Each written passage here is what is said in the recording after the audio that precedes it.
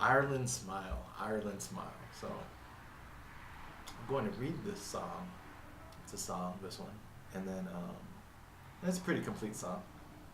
It has almost as enough verses and a decent chorus and a decent melody, but and then I'll talk about it. This one's not about a specific person. This is just a song that had pieces that all came together. Her eyes were as green as the hills above Kerry. She barely was more than a child. Give to you a smile and ask you to marry. Her hair in the wind blowing wild. Point me to my beer. Point me to the prettiest girl here. Give me a song full of good cheer. Let Ireland ring in my ear. Let Ireland ring in my ear. Flowers in her hair, and if you ask her dance, her freckles will hide in her blush. And if you'd any luck, she'd give to you her hand and dance till the sun's coming up. And then the chorus. Point me to my beer. Point me to the prettiest girl here. Give me a song full of good cheer. Let Ireland ring in my ear. Let Ireland ring in my ear. Bottle of wine, waves keeping time, cliffs that stood watch o'er the sea. There in moonlight she swore she'd be mine, as long as I need her to be. Chorus. Point me to my beer. Point me to the prettiest girl here. Sing me a song full of good cheer. Let Ireland ring in my ears.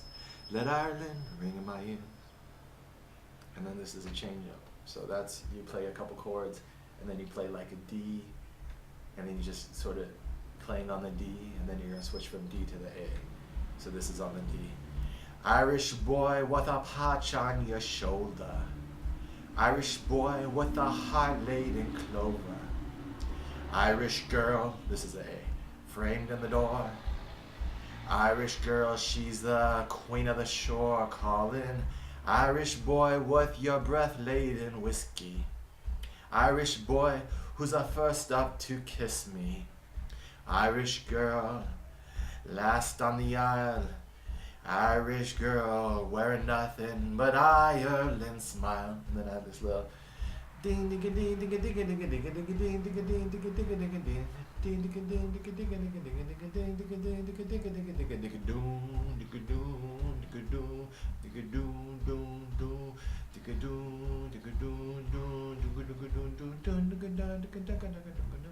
I like this little like river dance thing to it.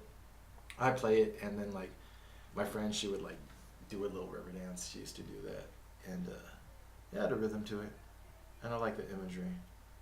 And we can talk about the memories and the format. Eyes were as green as the hills above Kerry. So I'm Irish. My dad is half Irish. His dad, my grandfather, is Irish.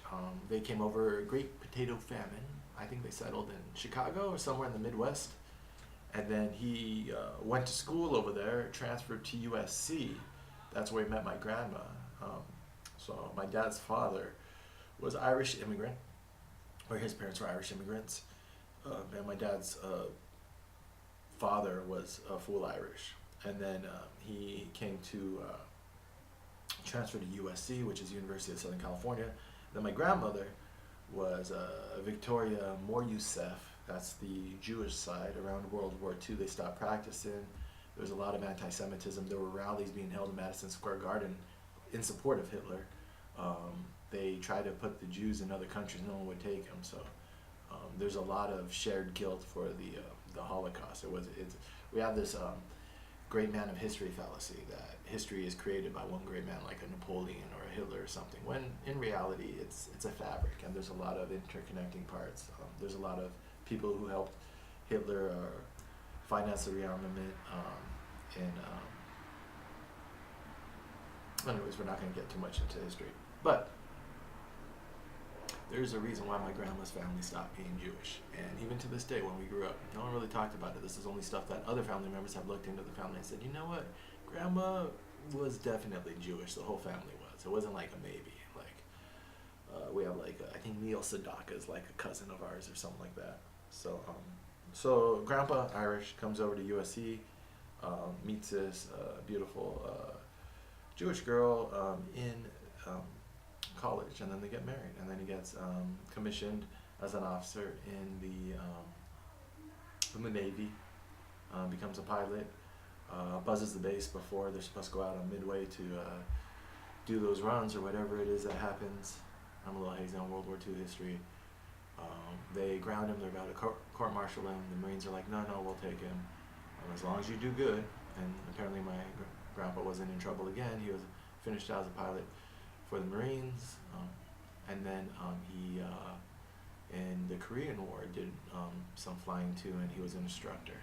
And he got some shrapnel in his leg in the Korean War, I think. Those are stories I'm just getting now. But he got shot at. He didn't get down, but he had some scars on his legs from when his planes were shot. So I feel like I got enough to represent the Irish heritage. I dig into the Mexican stuff. I've gone to Mexico. I haven't gone to Ireland yet. So I'm like, I want to write an Irish song. Her eyes were as green as the hills above Kerry. Kerry's a place in Ireland. Barely more than a child, that young love, the innocence. Where you kiss someone or like you smile at someone and now you're married. When I was young, my friends would ask me, they're like, because we were conservative Christian and I'd get teased for that. They were like, you're not going to have sex, because even in 5th and 6th grade, like South Park was one of those eye-openers for like, I think culture is like, as soon as kids are like approaching puberty, they're just like as filthy as sailors. And so like they're like, oh, people are bragging about losing their virginity. We all know they're lying, but people in 5th, 6th grade saying, oh, I've had sex. And so they're like, I'm like, I'm waiting until I'm married. And they're like, because I'm like that, like I've tried to be unified sense of being, I am who I am. Like, don't curse because my parents told me not to curse. Don't have sex until, And so maybe that's why I held off until I was actually outside my household to start practicing my own morality on the world. But with my folks, I try to do the straight and narrow while still like being around people who are doing stuff like that. And so they'd be like, yeah, you're gonna my friend, specifically my best friend, would always tease me about that. Oh, dude, you're gonna wait until married? I'm like, why not? So yeah, that innocence. Ask you to marry, your hair in the wind blowing wild. Point me to my beer. Point me to the prettiest girl here. Give me the song full of good cheer. Ireland ring in my ears. Self-explanatory. Flowers in her hair. If you ask her dance. Freckles hide in her blush. That girl who was I was in love with at the time, but who was in trouble in Southern California. She had freckles. And now think about that. It's like, if you're writing a song, if you're writing anything, usually you have a picture of someone in your head, like a face or a light freckles, but those type that you can imagine, like watercolor hiding in a blush, and also dancing till the sun comes up. Just young love, talking until the morning. Bottle of wine, waves keeping time, cliffs that stood watch over the sea. When we lived in Aptos in Santa Cruz, there was this house right by a cliff, right by the sea, and it was beautiful because you could go out there and it was like a private little road, or you could walk down the railroad tracks, but there's hardly anyone there ever, so you can always go out with a blanket and just hang out, look at the ocean. Santa Cruz is just an amazing place in general, where you can find your own little picture-perfect spot of nature and soak it up. Swore she'd be mine as long as I need her to be. That idea of like, how much do we desire love, but how much also are we committed to it?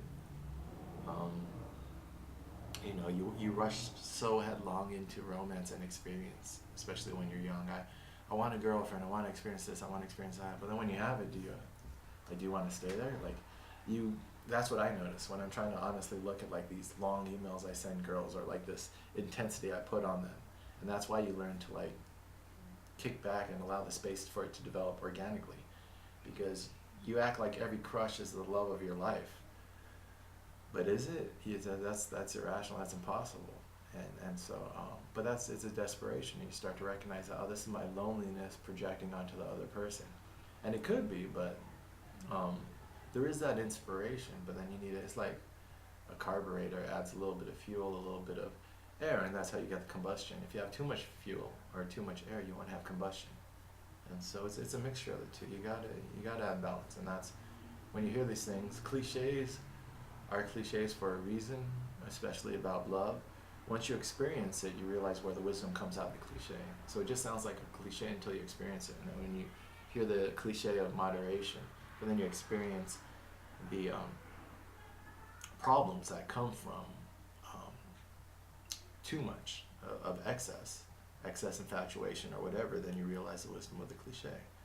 And you don't have to beat yourself up about it because, again, what did I say earlier? Um, Honesty and sincerity. So be sincere, even if you're overly infatuated, but then be honest. So when you push that person away, or when your bros or someone else come in and say, hey, yo, that's probably not the smartest move, you gotta be like, you gotta have that like look in the mirror moment. And then the last part, Irish boy with a patch on his shoulder. I don't know much about the NRA, or what is it, the Protestant, Catholic, whatever's going on in Ireland, but I'm sure I'll follow other patterns of colonization. I know a little bit about how they, back in the day, would allow the Irish to starve during the famine, which affects my family directly. There we go. But they would still have land where they're letting their cattle graze and exporting the beef back to England. And so they're feeding cattle and exporting that meat out of Ireland while the Irish are starving. So they've taken some shit, and that also shows you that if we just talk about race, we're not really talking about the controlling patterns of the world, and we might actually be, there might be a pattern of being force-fed distractions. So why would you, if you talked about colonization and empire and global capital repeatedly taking advantage of the oppressed who happen to sit on resources that they want, now you start connecting all the victims. And that's something that they said in American politics. We don't want poor Southern white people to link up with poor Southern black people. So you hit race in order to keep them divided. What did that pattern replicate on a global scale as well? So but that's not what I'm talking about here. This is just an allusion to an Irish boy with a patch on his shoulder. But that's what I mean about, like, I didn't know anything about that, and I know a little bit more now, but still not much. But I know there's a militarism to Irish history. There's suffering, and there's a militarism that's still going on to this day with these armed conflicts and I just know that with enough ingredients coming at me from the filters of whatever news sources or culture that I get, that I start to recognize that there might be an indication of a pattern that fits into other patterns. Irish girl framed in the door, she's a queen of the shore calling. I guess I've always liked strong women, strong, like, challenging women, like asking you to step up, you know, if you want me, then come and get me. Irish boy with your breath laced in whiskey, you know, getting some liquid courage. First step to kiss me, Irish girl last on the aisle, Irish girl, and then the last image, she's naked. So, I like this song. I think it has something to do with like Snatch too. There's this one song in there.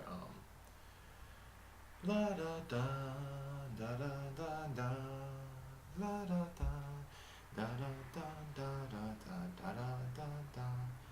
I can't remember the song, but there's a song that made me want to write an Irish song, and I think it has something to do with pop culture. Yeah, it's a good song. It's a fun song, and that's the point of most of these. Is they're my personal soundtrack to my life. Just like the pad where I write and I try to make my own pictures. Didn't like popular music so much, and so I try to make my own music. This isn't stuff that I always listen to. It's not like I recorded it and put it on loop. But every now and then you grab a guitar. That's what I figured out about learning an instrument, is if you can enjoy yourself while you practice, if you can make a little game, so you make a little song and then you just practice the song and it makes you feel good. Now you're not practicing, you're just entertaining yourself. So if practice becomes entertainment, then you're going to get better without noticing it. But it's when you sit down and you have to grind. My friend in Aptos, he told me he pulled out his violin once, and I'm playing guitar, he's playing violin, and he showed me where the tears were on the violin, because when he was young, he would just cry while he practiced because he was forced to practice, and the wood was stained with the marks of his tears. He cried that much while he practiced. That he showed me the violin, and it's like, I mean, I could tell it's like a little, it was a joke, but it was also a little like reliving trauma. Like when he pulled it out and played with me, there's some emotions there. So if you can, and that's what, yeah, enjoy yourself, whatever your art, whatever your skill. I mean, that's like a rule, like with the internet. Remember the human. You also want to make sure that you don't lose your joy. and that's one of the reasons why I put for my works on my website, where I have the different sections of the website. I put it joyful. The creation of art should be a joyful process, because you're not promised to complete it, and so you should enjoy the process as well as the final product. That's a lot of interesting ideas I just stirred up.